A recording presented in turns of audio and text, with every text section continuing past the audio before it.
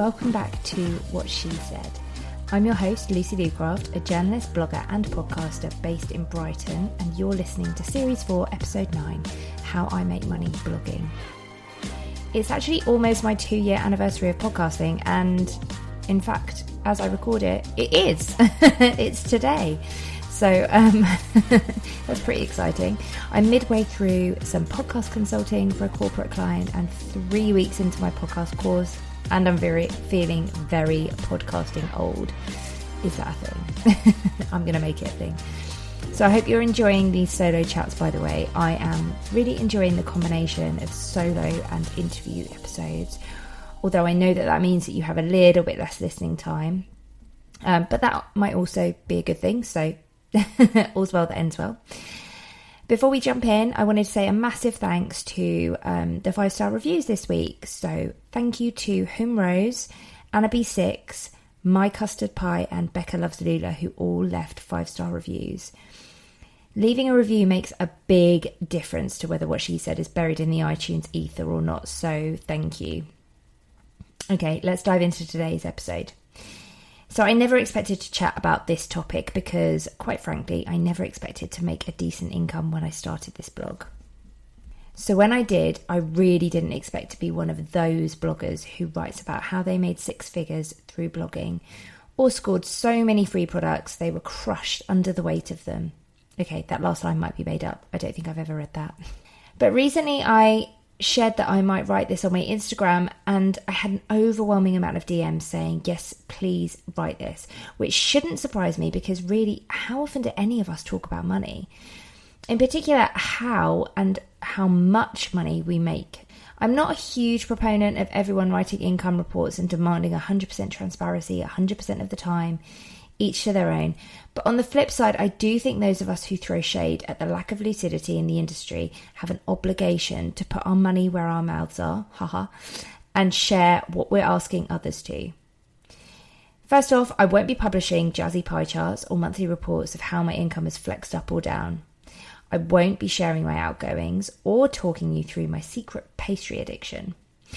I will be sharing the breakdown of everything I earn right now, how I do it, and my rough rates for each. So a little bit of background first. When I first started my blog, I was travelling and I did the most random things to make ends meet, seriously. Mostly social media management, which I'm really bad at, and very poorly paid freelance writing gigs, mostly for other people's blogs and online kind of travel sites.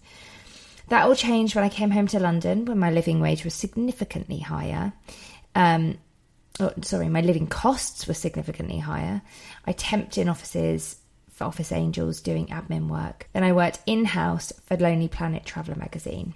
I was still travelling quite a lot, and I was in the kind of travel blogger sphere or cliques. So I picked up some work with a really big travel blog doing the founder's social media management. I managed their Instagram as well as for the agency that he also managed. I did some editing for him and blog writing. That was really crappy money. And as I wasn't the favourite, I never got the trips that he'd promised would be given on a first come, first served basis when I took the role. But it was great for networking. And I was fairly quickly approached for a role with a huge travel blogger in New York. That was really exciting. And the role was actually remote, but the first week involved training with his team in New York. And I was seriously pinching myself when I was shortlisted.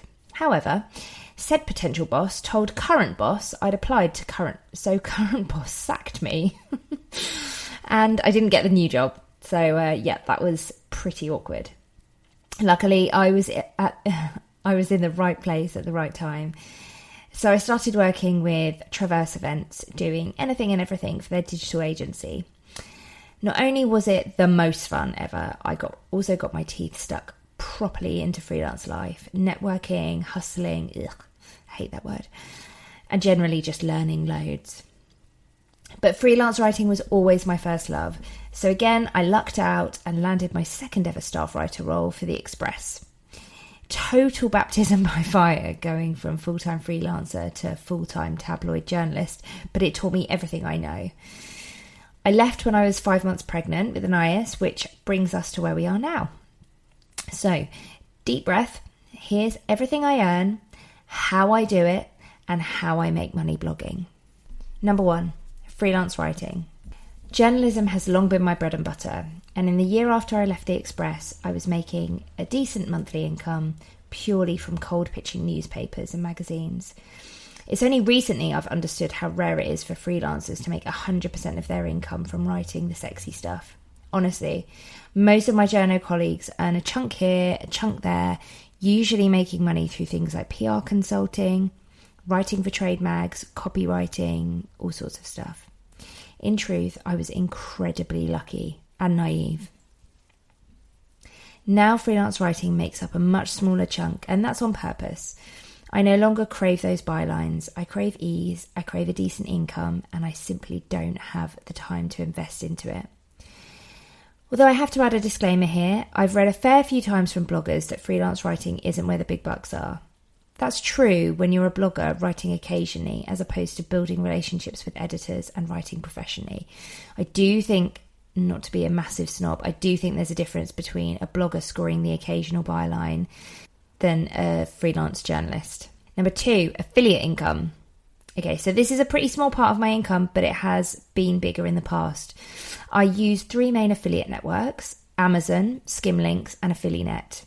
In truth, I haven't focused very hard on this for a few years, but I probably make sometimes about £100 a month across the board. And I utilise a few referral programs for things I use and love, which gives me money off stuff as opposed to cold hard cash. However, I recently closed my zero waste shop page because so much of the stuff was from unethical companies, so Amazon. If you listen to my episode on conflicting values, you'll know that I really struggle with this. It's money that I can't necessarily walk away from, but I'm trying to mix it up and have more ethical affiliates. So number 3, brand collaborations. In the past, I've done lots of brand collaborations, but now this makes up a very small part of my job, mostly because I have a small audience. But previously, I've made around £150 to £200 per Instagram or blog post.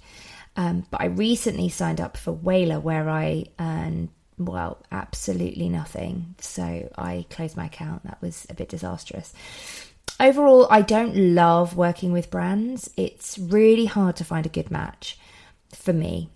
And those who are often have very small budgets. So I'm more comfortable working with brands on brands that really align with my values, and then on a kind of gifting basis, or working with them within their budget, than push to make the majority of my income through brand collaborations. I also can't be asked to grow my audience. So courses is the next one, and this is where I was able to take control of my income. And the feast to famine cycle was a little less raw. Having said that, there was still a month where I made 5k and a month where I made £200. So such is life. I started with a very simple self-paced course hosted by Teachable, and ended last year with 2 more intensive courses taught live by me.